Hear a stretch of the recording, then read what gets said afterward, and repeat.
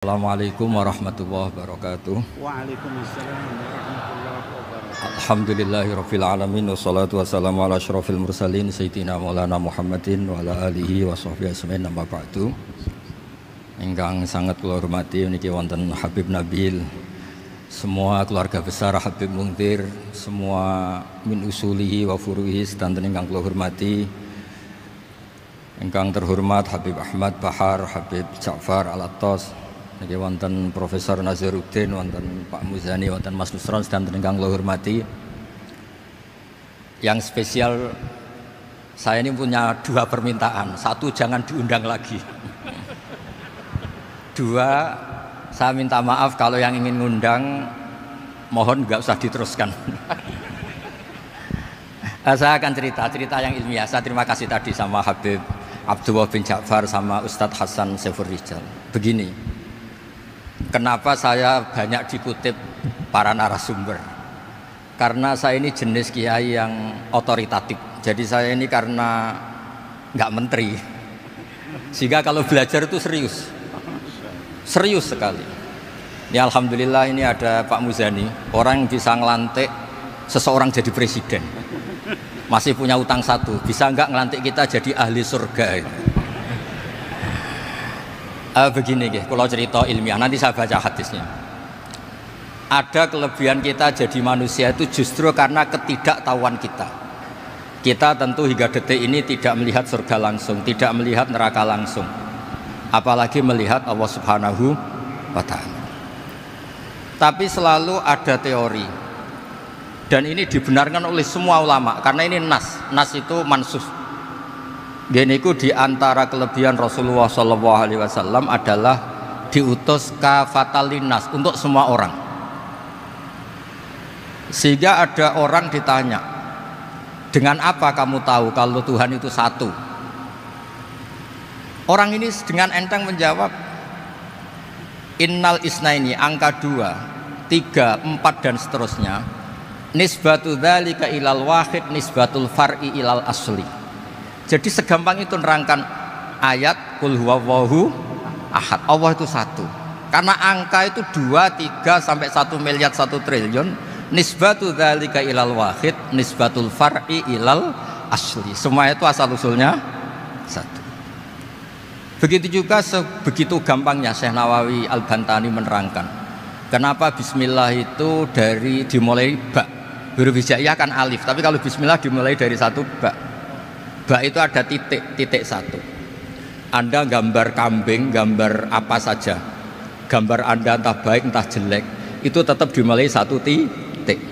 Nah, satu titik ini disebut nuqtatil wujud, asal usul wujud. Sebab itu kitab I'anatul Thalibin, tadi Habib Nabil cerita sanad-sanadnya Mbah Mun. Sebetulnya kalau boleh angkuh, yang berhak cerita itu saya, karena kitabnya milik saya. Tapi beliau tak kasih terus cerita, ya alhamdulillah. Ada penyambungnya gitu. Nanti tak kasih lagi beliau. Ya memang yang paling berat beliau karena turunannya itu. Tapi kitabnya dari saya, jadi ya satu-satu. Kitab I'anatul Thalibin itu dikarang oleh ulama top, namanya Sayyid Abi Bakar Sato. Beliau punya murid yang sangat terkenal di Indonesia, namanya Syekh Mahfud At-Turmusi. Syekh Mahfud ini punya murid, diantaranya yang paling terkenal tentu Mbah Hashim sama Mbah Ahmad Dahlan, pendiri Muhammadiyah. Jadi kemudian kitab I'anah ini populer sekali untuk menerangkan fikih-fikih di Indonesia. Termasuk cerita bahwa wujubul jihad itu wujubul wasail lal maqasid. Jadi jihad itu wajib, itu wujubul wasail lal maqasid. Sama cari disarahin. Sekiranya dakwah itu bisa tidak dengan jihad, dengan pengajian kayak Majelis Rasulullah, kayak Majelis Nurul Mustafa, kayak kiai-kiai kampung, itu sudah cukup karena sudah isolul maksud, orang sudah menjadi kenal Allah Subhanahu wa Ta'ala. Sebab itu ketika Sayyidina Ali diutus di beberapa peristiwa, termasuk di Khaybar, Sayyidina Ali didhawuhi la ayyahdiyawu bika rajulan wahidan khairan laka min humrin na'am. Ada satu saja yang Islam karena kamu itu lebih baik daripada kemenangan. Nah, kemudian ini supaya otoritatif menghormati masjid ini, Masjid Istiqlal, masjid yang luar biasa bersejarah. Saya baca keterbatasan kita, tapi ini menjadi kelebihan. Ini hadis di Shahihul Bukhari. Nanti sebagian materinya saya tinggal supaya ini tadi otoritatif tadi, supaya semuanya pakai sanad. Ini hadis dari Shahihul Bukhari, sehingga Anda tidak perlu tanya ini sahih apa enggak, karena ini di Shahihul Bukhari ikutnya nomor hadisnya itu 6408. Monggo kalau mau dihafal. Biasanya jenengan kan hanya hafal Arba'in Nawawiyah. Ini hadis ini nomor 6408. Ada keterbatasan yang akhirnya menjadi kelebihan kita, yaitu kita tidak tahu Allah Subhanahu wa taala. Suatu saat para malaikat ditanya, apakah mereka yang membaca tasbih di sini, misalnya di Istiqlal ini, ngerti saya? Kata Allah. Kata malaikat, tidak tahu. Fayaqulu hal ra'auni. Qal fayaqulu la wallah ma ra'auka. Qal fayaqulu kaifa la ra'auni. Yaquluna la ra'auka kanu ashadda laka ibadatan wa ashadda laka tamjidan wa aktsara laka tasbihan. Andaikan manusia itu ngerti engkau ya Allah, maka tasbih mereka ini akan lebih dari kita. Saya beri contoh, ini terutama untuk zuriyah Rasulullah SAW. Nabi itu manusia, bashar, tapi lakal bashar. Nabi ketika muji Allah Subhanahu wa taala ini supaya kalau sholat jenengan hayati. Misalnya pertama muji begini. Lakal hamdu mil'us samawati wa mil'ul ardi. Kebanyakan di Jawa memang baca pakai rofaknya mil'u. Tapi di beberapa sanad dibaca mil'a, itu urusan i'rab lah. Engkau itu saya puji seluas langit dan bumi, seluas langit dan bumi. Seluas langit dan bumi itu enggak keren. Karena langit ini tetap mahsurah, as-samawat ini apapun luasnya langit itu tetap terbatas. Bumi apapun luasnya juga terbatas. Apa yang diteruskan oleh Rasulullah SAW? Wa mil umasyi'ta min syai'im ba'du. Dan pujian saya ini ya Allah sesuai kehendakmu, sejumlah kehendakmu. Karena ini yang tidak terbatas. Begitu juga ketika Nabi dengan keterbatasan sebagai manusia, bukan sebagai Habibullah, atas nama manusia. Nabi itu punya dua sisi, kadang sebagai bashar, kadang sebagai Habibullah, dan sama-sama penting untuk mengawal Islam ini. Saya ulang lagi, sama-sama penting untuk mengawal Islam ini. Ketika Nabi sebagai bashar ngendikan begini, la nuhsi Allahumma lakal hamdu hamda yuwafi ni'amaka, misalnya pakai mukhatab, wa yukafi umazidak. Saya memuji engkau ya Allah dengan pujian yang sesuai jumlah nikmatmu, wa yukafi umazidak, dan bisa berserasian dengan tambahan-tambahan nikmatmu. Tapi apapun luasnya nikmat itu terbatas, sehingga Nabi nambahi, la ukhsi thana'an alita anta kama atneta ala nafsik. Saya muji ini tidak terhitung, sama sejumlah pujian yang engkau lakukan. La ukhsi atau la nukhsi thana'an alika anta kama atneta ala nafsik. Sehingga ini kreasi-kreasi Bani Adam yang malaikat itu tidak bisa. Saya ulang lagi, ini kreasi-kreasi Bani Adam yang bakat malaikat itu tidak bisa.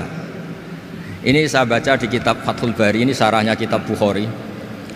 Kata Imam, ini saya ulang lagi, ini kata Imam Ibnu Hajar al-Asqalani, pensarah terbaik Bukhari. Tadi Sahihul Bukhari itu punya sarah paling terkenal namanya Fathul Bari.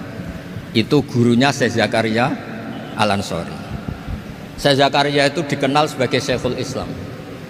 Itu berkahnya punya guru alim banget, kereng. Ibnu Hajar al-Asqalani itu kereng itu keras.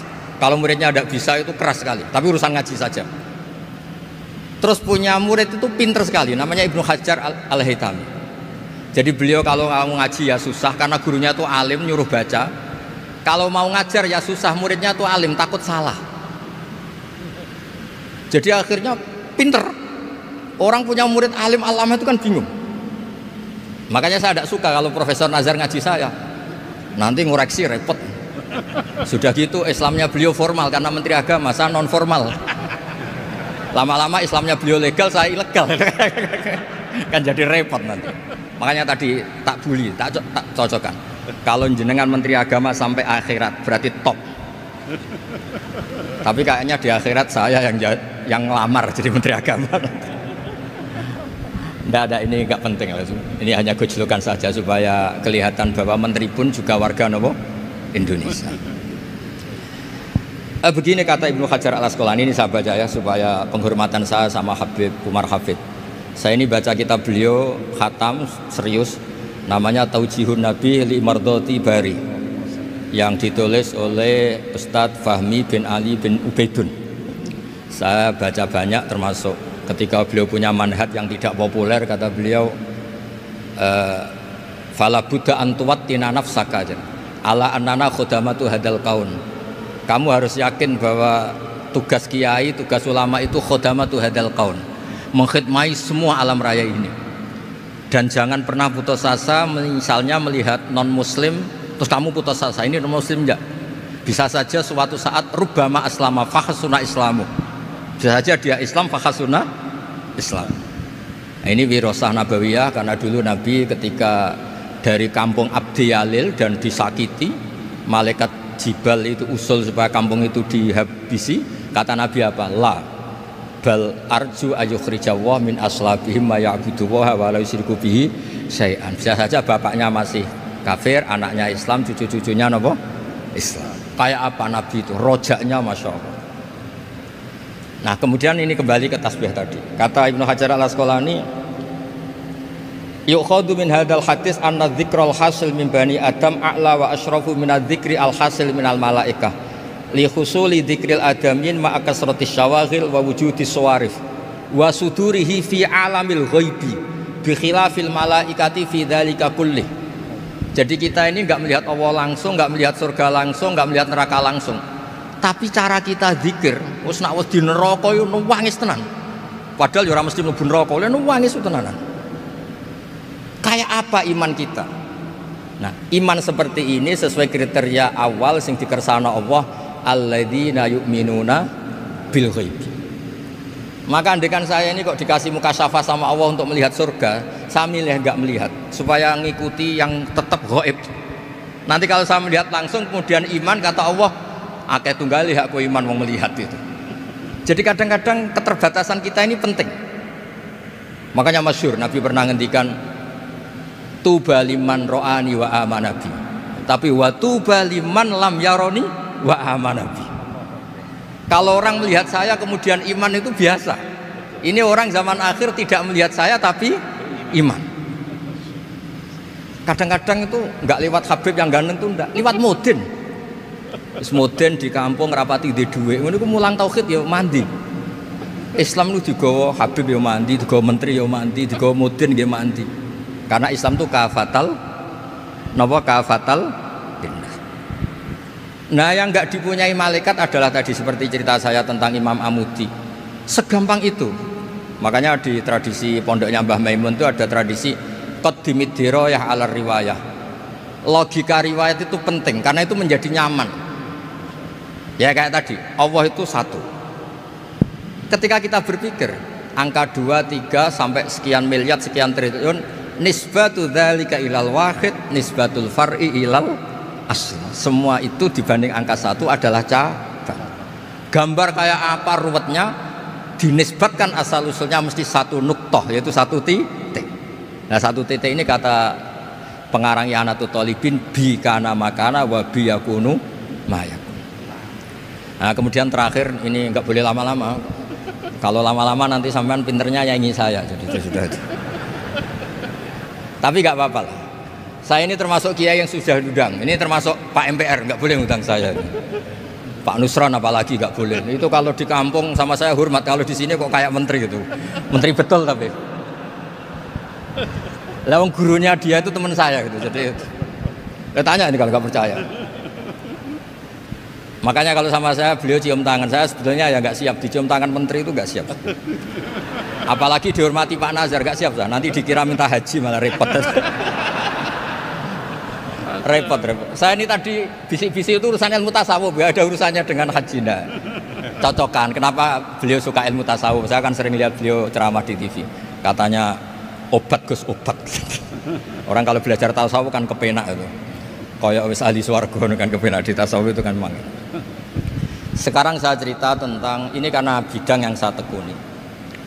Ada kitab tentang Ulumul Quran, namanya Al-Mufradat fi Gharibil Quran, dikarang oleh Ar-Raghib Al-Asfihani. Ini kitab luar biasa. Di situ hanya cerita lafat-lafat per kata. Saya tadi sebelum kesini ngajar dulu di pondoknya Beki, Baitul Qurannya Pak Kures, karena memang saya termasuk pengajar di sana. Artinya kalau saya sering ke situ, jangan iri, memang saya termasuk pengajar di sana. Termasuk pengajar yang keren maksudnya. Keren itu artinya pakai referensi, bukan asal. Begini kata kitab itu. Rasulullah SAW itu kan punya nama Muhammad, orang yang banyak sikapnya atau semua sikapnya terpuji. Termasuk ketika sebagai manusia, sama kita termasuk ketika sebagai apa? Manusia. Sebagai manusia aja Nabi gak pernah salah. Begini kata kitab itu. Nabi-nabi yang keren-keren itu, sama lihat di Ahaditsus Syafa'ah, itu masih egois. Ketika ada haulul mauqif, ada prahara mauqif, itu semua Nabi bilang nafsi, nafsi, nafsi, nafsi. Ketika dimintai syafaat bilang nafsi, nafsi. Tapi Rasulullah SAW itu beliau ngendikan ummati, ummati. Dan beliau ketika dimintai syafaat kata beliau, sudah, analah, saya bisa memberi syafaat. Kata beliau, fa'akhirru lillahi ta'ala sajidan fayaqulu li ya Muhammad irfa' ra'sak wasal tu'tah wasfa'tu syafa'. Kayak apa hebatnya Rasulullah SAW? Umumnya para nabi melihat akhirat itu sudah akhir dari semua amal. Itu menurut Nabi Muhammad gak keren. Allah itu gak bisa didikte akhirat. Allah itu Tuhan, tetap yaf'alu ma yasha. Jadi gak bisa misalnya sudah akhirat orang nyuwun sewu terus tanya, ya Rasulullah ini sudah akhirat kok jenengan sujud bareng ini gimana? Ini sudah nggak darul amal tapi ini darul jaza. Tidak bisa. Akhirat nggak bisa dibatasi. Karena akhirat nggak bisa membatasi Allah, Nabi tetap dengan rileksnya minta sama Allah. Fa ahmaduhu bima hamida 'allamani ya Rabbi. Kemudian saat itu saya muji-muji Allah dengan pujian yang luar biasa. Terus kata kitab itu, fa Muhammadun Ahmadu min ghairihi. Makanya beliau punya nama Ahmad. Ahmad itu afal tafdil, bukan fi'il mudhari' waqi' mutakallim. Ini pernah madrasah dulu di Kutsian. Tamat terus. Beliau kalau di rumah hormatnya tidak kayak tadi, lebih dari itu. Tadi di sini pejabat terus. Sembrono ya di sini itu kenapa itu. Ya tapi nggak apa-apa itu. Tadi sudah dipuji, akhlaknya baik, apa-apa baik, alhamdulillah. Fa Muhammadun Ahmadu min ghairihi. Ketika para nabi gak bisa muji Allah di mahsyar, bahkan mereka itu nyuwun sewu egois, hanya mikir diri sendiri, nafsi-nafsi. Rasulullah Muhammad ini punya nyali untuk muji Allah dan tetap mengajukan permohonan apa? Syafaat. Makanya disebut fa Muhammadun Ahmadu min ghairihi. Sampeyan lihat di Bukhari, di Muslim. Fa Ahmadu fi mahamida 'allamani ya Rabbi. Tetap muji-muji Allah. Bukti bahwa teori saya benar dan otoritatif adalah yang nggak bisa hilang di surga itu juga wiridan. Ketika kita masuk surga, apa kita kegiatannya? Da'wahum fiha subhanakallahumma wa tahiyyatuhum fiha salam wa akhiru da'wahum alhamdulillahi rabbil alamin. Nah, kemudian ini juga yang terus kemudian dinyatakan al-baqiyatus sholihat. Ini kalimat-kalimat yang abadi. Karena apa? Di dunia ya kita bilang subhanallah alhamdulillah, di akhirat dia bilang subhanallah. Kayak apa kerennya kita sebagai Bani Adam. Nah, makanya disebut alladzina yu'minuna bil ghaibi. Wong tidak melihat Allah, tidak melihat surga, tidak melihat neraka, tapi iman kita ini kayak iman sing musyahadah. Iman sing hakul yakin, ainul yakin. Kenapa demikian? Ya karena tadi kita diajari terus menerus oleh Rasulullah SAW. Yang terakhir saya cerita mukjizat. Ini juga terkait dengan betapa mudahnya hadaddin ini di logika, dicerna. Kata Rasulullah SAW, sabda Nabi di hadis, salang lagi ini hadis sahih di bab awal Fadailul Quran di Sahihul Bukhari. Dicek kalau nggak percaya dicek. Ma minal anbiya'i nabiyyun illa u'tiya minal ayati ma misluhu amana alaihil bashar. Wa innama kana alladzi utitu wahyan auhahu wa ilayya fa arju an akuna aktsarahum tabi'an yaumal qiyamah. Enggak ada nabi kemudian kecuali dikasih wahyu, dikasih mukjizat. Dan mukjizat ini dahsyat sehingga orang itu dipaksa iman. Kayak Nabi Soleh ada unta besar keluar dari batu. Nabi Musa punya tongkat dipukulkan ke Laut Merah langsung menyibak jadi daratan. Tapi kata Nabi Muhammad SAW, saya itu tidak punya mukjizat kayak itu, juga gak ingin. Saya ini dikasih mukjizat Al-Quran, dan saya berharap karena mukjizat Quran ini adalah terus kemudian umatku menjadi yang terbanyak ila yaumil qiyamah. Sekarang kita berlogika. Ini kata kitab Fathul Bari lagi. Kita berlogika. A'jaza yu'jizu i'jazan. Sesuatu yang menjadikan orang lain nggak mampu disebut i'jaz. Kemudian karena ayat menjadi mukjizat. Sesuatu yang kita sepakat tidak mampu. Nah kalau itu masalahnya, tongkat dipukulkan laut kemudian menjadi kering, kita mampu enggak? Enggak kan? Tapi pertanyaannya, Anda bikin nyamuk mampu enggak? Enggak kan? Anda bikin sapi, bikin unta mampu enggak? Enggak kan? Makanya Nabi Muhammad SAW cukup, sudahlah kamu itu manusia, bahkan sekedar menciptakan lalat itu enggak bisa. Inna Allaha la yastahi ayyadriba mathalam ma'ba'udatan fama fawqaha. Kemudian mukjizat ini sama Nabi dicontohkan hal-hal yang keseharian kita. Wa min ayatihil lailu wan naharu wasyamsu wal qamar. Sekarang peristiwa laut dibelah Nabi Musa dengan matahari yang nggak pernah turun mesin, itu keren mana coba? Keren matahari yang nggak pernah turun mesin. Terus kata Ibnu Hajar al-Asqalani, li'annal mu'jizat al-madiyah kanat khisyatan tusyahadu bil absor kana qati soleh wa asa Musa wa mu'jizatul Qur'an tusyahadu bil basirah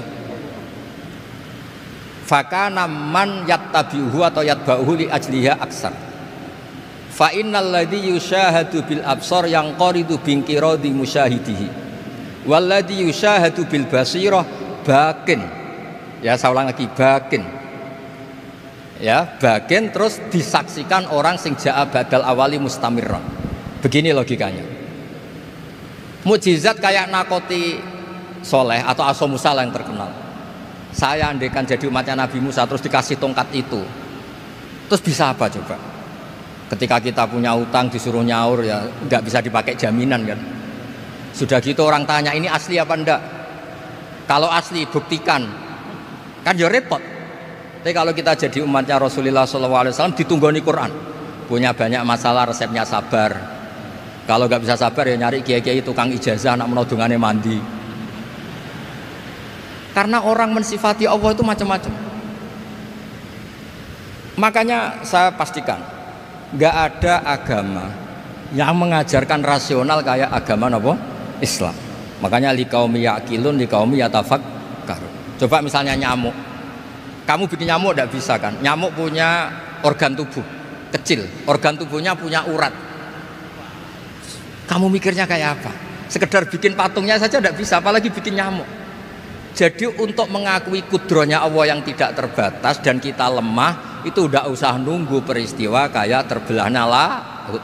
Cukup wa ma min dabbatin fil ardi wala ta'ir yatiru bi janahihi illa umamun amsalukum inna fi khalqis samawati wal ardi wakhtilafil laili wan nahar, seterusnya la ayatil liqaumi yaqilun.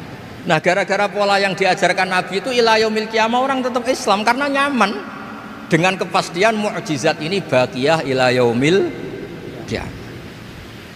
Itu kayak apa baiknya Nabi? Makanya saya suka tadi burda yang dibaca. Ada ulama kayak Muhammad bin Said Al-Busiri yang ngarang burda. Itu kalau berpikir itu sederhana. Ngeten lho Gusti, malah nerangno pangeran. Lama da'awa da'ina li ta'ati bi akramir rusli kuna akramal umami. Ngeten lho Gusti, karena Rasul Muhammad itu terbaik, ya logikanya umatnya juga terbaik. Jadi lama da'awa da'ina li ta'atihi bi akramir rusli mesti kuna akramal umami. Jadi burda ini saking manjanya sama Allah sampai bilang gini. Wala yadhiqa Rasulullah jahuka bi idzal karimu tajalla bismimun takimi. Ya Allah, engkau telah menamai Nabi engkau itu Raufur Rahim, yang penuh kasih sayang, yang sohibus syafa'ah.